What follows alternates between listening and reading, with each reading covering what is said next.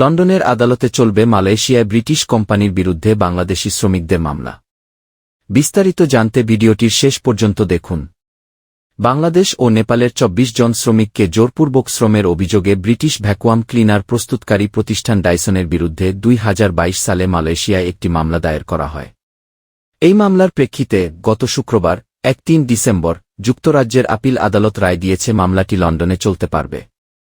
বার্তা সংস্থা রয়টার্সের প্রতিবেদন থেকে জানা যায় ২০২২ সালে Dyson technology limited, Dyson limited এবং মালয়েশিয়ার তাদের একটি সহযোগী প্রতিষ্ঠানের বিরুদ্ধে এই মামলাটি করেন বাংলাদেশ ও নেপালের কয়েকজন শ্রমিক, যাদের মধ্যে একজন মারা গেছেন।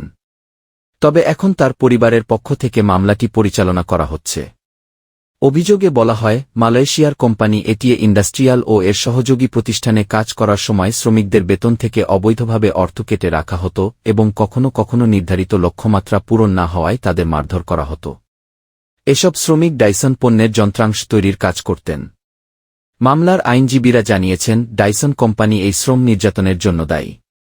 ডাইসন ২০২১ সালে মালয়েশিয়ান প্রতিষ্ঠান এটিএ ইন্ডাস্ট্রিয়ালের সঙ্গে তাদের চুক্তি বাতিল করে শ্রমিকদের অভিযোগ অস্বীকার করেছে। প্রতিষ্ঠানটি বলেছে, মামলাটি মালয়েশিয়ায় হওয়া উচিত, ব্রিটেনে নয়। গত বছর হাইকোর্টও এই যুক্তি মেনে নেয় এবং মামলা মালয়েশিয়ায় চালানোর নির্দেশ দেয়। তবে আপিল আদালত সেই সিদ্ধান্ত পাল্টে দিয়ে রায় দেয়, লন্ডনই মামলাটি শোনার উপযুক্ত স্থান।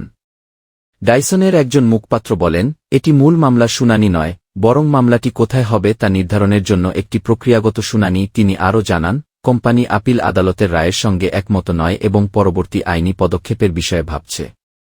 ব্রিটিশ উদ্ভাবক জেমস ডাইসনের প্রতিষ্ঠিত এই প্রতিষ্ঠানটি ব্যাগবিহীন ভ্যাকুয়াম ক্লিনার তৈরির জন্য সুপরিচিত। বর্তমানে যুক্তরাজ্যে প্রায় ২৫০০ কর্মী এই প্রতিষ্ঠানটিতে কর্মরত, যার মধ্যে অনেকেই গবেষণা ও উন্নয়ন কেন্দ্র মালমেসবুরিতে কাজ করেন। তবে জুলাই মাসে ডাইসন বিশ্বব্যাপী ১,০০০ কর্মী ছাঁটাইয়ের ঘোষণা দেয়।